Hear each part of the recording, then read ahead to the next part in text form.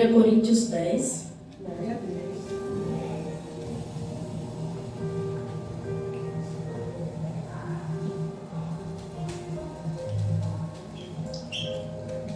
Lá em 1 Coríntios 10, antes de falar um pouco do cenário, vamos falar um pouco do autor do livro, né? Peço para todos poderem sentarem. O livro a carta de Coríntios foi escrito por Paulo, né? Todos sabem a história de Paulo, antes de se tornar um homem de Deus, né? Paulo, ele perseguia os cristãos, ele ia atrás, ele mandava matar. E num certo dia, ele foi direcionado para a cidade de Damasco. E lá ele teve um encontro verdadeiro com Deus. Foi onde Deus falou com ele, né? E a partir dali, ele entrou na cidade de Damasco, cego, ficou 3 dias sem comer, sem beber. E o Senhor usou um homem de Deus para estar falando com ele. E ele foi. E lá eles oraram, Paulo voltou a enxergar. E dali começou o grande ministério de Paulo. Que ele, em vez de perseguir os cristãos, ele foi para pregar o evangelho. Se tornou um grande apóstolo, né? E aí vamos ler um pouco do cenário lá em Coríntios 10. Vai falar assim: ora, irmãos, não quero que ignoreis que nossos pais estiveram todos sobre a nuvem, e todos passaram pelo mar, tendo sido todos batizados, assim na nuvem como no mar, com respeito a Moisés. Todos eles comeram de um só manjar espiritual, e beberam da mesma fonte espiritual, porque bebiam de uma pedra espiritual que os seguia, e a pedra era Cristo. Entretanto, Deus não se agradou da maioria deles, razão porque ficaram prostrados no deserto. Ora, estas coisas se tornaram exemplos para nós, a fim de que não cobicemos as coisas más, como eles cobiçaram. Não vos façais, pois, idólatras, como algum deles, porquanto está escrito: o povo assentou-se para comer e beber, e levantou-se para divertir-se. E não pratiquemos imoralidade, como alguns deles o fizeram, e caíram num só dia 23.000. Não ponhamos o Senhor à prova, como alguns deles já fizeram e pereceram pelas mordeduras das serpentes. Nem murmureis, como alguns deles murmuraram, e foram destruídos pelo exterminador. Aqui Paulo, quando escreveu essa carta, Paulo estava em Éfeso, né? Ele escreveu uma carta direcionada ao povo de Corinto. Eu vou falar um pouco da cidade de Corinto. Ela era uma cidade cheia de movimento, riqueza e influência, mas também era um lugar onde o pecado era comum ali. E ele, mesmo depois de conhecer a Cristo, muitos cristãos de lá ainda viviam com atitudes antigas, né? E Paulo direcionou essa carta a eles, para alertar o povo. No capítulo 9, Paulo vai dar exemplo dele, né? Vai falar dele, da vida dele, do que foi feito, né? Sobre a vida dele. E no capítulo 10, ele vai dar um exemplo do povo de Moisés, o povo de Israel, que era um povo que estava ali naquela vida de escravidão, no Egito. Era um povo que queria sair daquela vida, e o Senhor usou Moisés, né? Moisés teve um encontro verdadeiro com Deus quando ele encontrou a sarça ardente. E ele teve um encontro verdadeiro com o Senhor, porque Moisés falava com Deus face a face. E o Senhor deu essa missão para Moisés, para ele ir em Egito, libertar o povo da escravidão. E é o que Paulo está falando aqui para o povo de Corinto, lembrando eles do que foi feito lá atrás. Quando o Senhor abriu o mar vermelho, eles passaram em terra seca, todos passaram. E depois o Senhor fechou o mar, e de Faraó, eles morreram, né? Foram todos mortos. E o povo de Israel seguiram em frente. E aí Paulo está lembrando o povo de Corinto sobre isso, para eles não voltar a cometer os erros como o povo de Israel, que desejaram as coisas más, desejaram voltar. Mas quando eles estão caminhando à frente, eles começam a reclamar de sede, né? E Moisés fala com o Senhor, e o Senhor fala para Moisés tocar na pedra. Só que Moisés, em vez de tocar na pedra, né, ele bateu na pedra e saiu água, e o povo bebeu. E depois ele vai falar sobre a comida, né, comida espiritual, manjar, que o Senhor mandava do céu. E aí o Senhor mandou a comida para o povo comeu, e o Senhor fala para não guardar nada, porque o Senhor iria mandar todos os dias. O Senhor ia suprir as necessidades deles todos os dias. E eles guardaram. Foi a comida que ficou podre. Então, eles continuaram a caminhada. Mas eles não se contatam com nada. E o Senhor ele colocava sobre eles uma nuvem, né? Uma nuvem sobre eles para proteger. E à noite, uma coluna de fogo, porque era muito frio ali. Então, o Senhor ele já dava para eles a provisão, cuidava, sustentava eles. Mas nada agradou eles. Que é isso que Paulo está dando exemplo aqui no capítulo 10. Que nada agradou o povo de Israel. E quando Moisés subiu no Monte Sinai, o povo, pela demora, o povo fizeram o quê? Um bezerro de ouro. Começaram a adorar. Começaram a beber, se divertir. E Paulo fala sobre a idolatria. Porque eles estavam adorando um bezerro de ouro, né? Que era comum no povo do Egito. E aí Paulo continua falando para eles. Deixa eu voltar aqui. Quando ele fala no 8, né? Não pratiquemos imoralidade, como alguns deles fizeram, e caíram no só dia 23.000. Não ponhamos o Senhor à prova. Não ponhamos o Senhor à prova, como alguns deles já fizeram e pereceram pelas mordeduras da serpente. Aqui Paulo está advertindo o povo para eles não colocar nada no lugar de Deus, para eles não viver de forma errada e ainda querer exigir algo de Deus, né? Para eles não fazerem isso. E aí lá no 10, Paulo continua, né? Nem murmureis, como alguns deles murmuraram e foram destruídos pelo exterminador. Paulo aqui está falando da murmuração que o povo de Israel teve. Eles reclamavam. Mesmo Deus cuidando, protegendo, dando alimento, sustentando eles todos os dias, mas mesmo assim nada estava bom para eles. Tudo eles reclamavam, tudo eles murmuravam.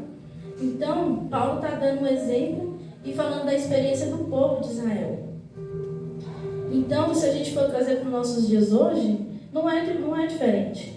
Hoje em dia a gente reclama de tudo, a gente reclama da mistura pra gente na nossa casa, a gente reclama do nosso trabalho, de tudo a gente reclama, nada tá bom pra gente. Se a gente está na rua, no trânsito, a gente reclama. Se o Senhor coloca a gente em algum lugar, a gente não vai saber, mas Deus tem um propósito, assim como Deus tinha um propósito na vida de Moisés, com aquele povo. E a gente reclama, às vezes a gente vem para a igreja, está aqui, louva, adora, escuta a palavra, mas quando a gente sai, a gente é totalmente diferente. A gente vive algo dentro da igreja, mas lá fora a gente mostra ser outra pessoa. E o Senhor não quer isso de nós. O Senhor quer que a gente continue sendo a mesma pessoa, dentro e fora da igreja, no trabalho, na escola, na rua. Porque às vezes o Senhor usa a gente para falar do amor dele. O Senhor nos usa para falar dele, para trazer alguém para a igreja. E às vezes a gente não faz. A gente só quer murmurar, a gente só quer reclamar, a gente só quer fazer como o povo de Israel.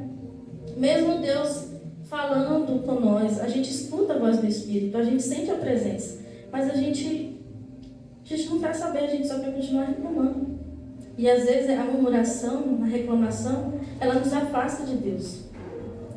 E o povo de Israel, eles tinham 4 pecados, né? Que o Senhor não se agradou deles. por conta dos pecados, que era a idolatria, a imoralidade e deles colocar o Senhor à prova e a murmuração. E o povo iria em direção à terra prometida. Uma coisa que era para ter acontecido em poucos dias, eles ficaram 40 anos. 40 anos eles ficaram no deserto caminhando. E Moisés não entrou na terra prometida por conta da desobediência. O povo não entrou por conta da murmuração. Só 2 pessoas entraram na terra prometida. Para vocês verem o quanto que tudo isso nos afasta de Deus. Não adianta a gente estar aqui adorando, louvando, mas o nosso coração está longe. A gente está aqui, mas a gente está pensando o que a gente vai fazer depois. A gente está aqui, mas pensando no amanhã. O amanhã só pertence a Deus. Glória a Deus. Quando a gente sai daqui, só pertence a Deus. A gente não sabe o que vai acontecer quando sair daqui. A gente não sabe o que vai acontecer quando a gente sair do nosso trabalho. E aqui o povo, eles conheciam a palavra, eles acreditavam, mas eles não tinham relacionamento e intimidade com o Senhor. Eles não tinham. Porque quando a gente tem um relacionamento, uma intimidade profunda com Deus, a gente não reclama, a gente não murmura. Aleluia. A gente continua a nossa caminhada firme. A gente sabe que não é fácil. Mas se a gente tem Deus, a gente tem intimidade, a gente permanece até o fim. Glória. E a intimidade com o Senhor é muito profunda. Porque o Senhor fala, o Senhor nos deixou escrito. O Senhor, para a gente entrar no nosso quarto, fechar a nossa porta, e ali a gente tem uma intimidade com o Senhor, onde a gente se humilha, onde a gente entrega tudo aquilo que a gente tem ao Senhor. E ao invés da gente ficar pedindo, vamos trocar para agradecer. Aleluia. Agradecer a Deus pelo nosso dia, acordar, abrir os olhos, ter uma vida com Deus, ter um relacionamento. Porque não adianta nada ter um relacionamento e intimidade se eu não conheço. Não adianta eu só conhecer a palavra, saber o que está escrito, saber algumas histórias, alguns cenários, se eu não tenho um relacionamento, se eu não tenho intimidade. Não adianta a gente procurar em pessoas respostas, se a nossa resposta está aqui na palavra. Aleluia. Assim como o Senhor nos deixou. E é isso que Paulo está falando para o povo de Israel, o povo de Corinto, sobre o povo de Israel, o exemplo. Primeiro ele deu o exemplo dele. Depois ele vai dar o exemplo do povo de Israel, que foram libertos daquela vida. Mas não, e eles continuaram murmurando, reclamando. Foram ingratos. Eles foram ingratos com Deus, porque eles tinham tudo, tinham a provisão. Eles tinham o sustento de Deus, o cuidado. E hoje não é diferente. Hoje a gente tem a palavra, a gente tem o louvor, a gente tem a igreja, a gente tem pessoas para falar do amor de Deus. A gente tem tudo que o Senhor nos dá. Mas por que a gente continua reclamando? Será que se a gente não tem um relacionamento com Deus e intimidade com o Senhor a ponto de pedir para Ele um direcionamento? A gente saber fazer tudo do nosso jeito, do jeito que a gente quer. E não é assim. Depois do culto de domingo, eu falei, Senhor, eu não tenho um relacionamento com o Senhor. Eu só te conheço da palavra, assim, de alguns versículos, histórias, mas eu não tenho um relacionamento e intimidade. Isso ficou martelando na minha cabeça. Eu falei, eu não tenho intimidade com o Senhor, ao ponto de te conhecer, ao ponto de sentir a presença do teu Santo Espírito Santo em mim. A ponto de chegar na rua e não ter vergonha e não ter medo de falar de ti. Muitas das vezes a gente tem receio de falar com alguém, porque a gente acha que hoje que eu escutei a voz, não, mas é de mim mesmo. Não, é o Senhor falando contigo. Você abrir a boca. Não seja como esse povo que reclamou tanto, porque eles tiveram ali um milagre vivo. A gente tem um milagre também. Ao acordar todos os dias é um milagre, porque o Senhor teve misericórdia das nossas vidas. Aleluia. O Senhor nos permitiu sair lá fora, o Senhor nos permitiu levantar, andar. Quantas pessoas não tá nos leitos de hospitais, esperando um milagre, esperando alguém falar do Senhor para elas. E eles estão lá prostrados, sem conseguir falar, sem conseguir andar. Quando eu trabalho no hospital, quando eu entro na UTI, eu fico imaginando, eu fico, Senhor, A única coisa que eu peço é a misericórdia. Apesar de que não merecer a misericórdia, mas eu peço ao Senhor. Porque às vezes a gente pode andar, a gente pode falar, a gente pode comer, e eles que estão lá não podem.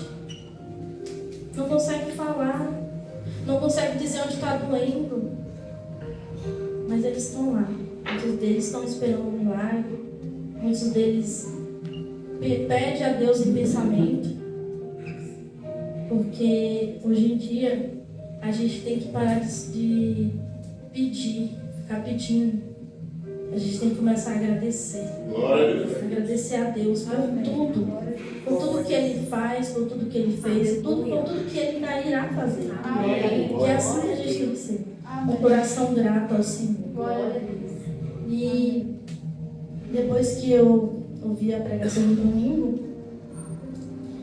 falou muito comigo a respeito do conhecimento, relacionamento e intimidade, né? Porque não tem como eu ter uma intimidade com o Senhor se eu não conheço e se eu não tenho um relacionamento. E aí eu coloquei aqui para mim. O conhecimento é o primeiro passo. É quando a pessoa aprende sobre Deus, quem Ele é, o que Ele fez e o que está na palavra. Oséias 4:6. O meu povo perece por falta de conhecimento. O relacionamento. O relacionamento é quando você sai do ouvir falar e começa a caminhar com Deus. É orar, buscar, conversar com Ele todos os dias. Lá em Tiago diz, Tiago 4:8. Chegai-vos a Deus e Ele se achegará a vós. Intimidade é o nível mais profundo. É quando você não busca Deus só pelo que Ele pode fazer, mas por quem Ele é. Salmos 25:14. A intimidade do Senhor é para os que o temem. Ou seja, conhecimento é saber quem Deus é. Relacionamento é andar com Deus. A intimidade se aproxima de Deus. Porque não tem como eu conhecer o meu irmão, não tem como eu ter intimidade, relacionamento com o meu irmão, se eu não tenho com Deus. Então, se eu não tenho com Deus, eu não tenho com o meu próximo. Porque eu preciso ter o meu relacionamento e minha intimidade com o Senhor. Às vezes a gente não tem relacionamento nem com a nossa própria família, nem com nossos amigos, nem no trabalho. E a gente não tem com Deus. A gente só sabe fazer coisas contrárias ao Senhor, tudo aquilo que desaprova, tudo que Deus não aprova. É isso que a gente faz. E aí eu peguei também umas pessoas da Bíblia, né, que tiveram intimidade com o Senhor. Moisés. Antes de ter intimidade com Deus, Moisés era inseguro e tentou resolver as coisas do jeito dele, chegando até matar o egípcio.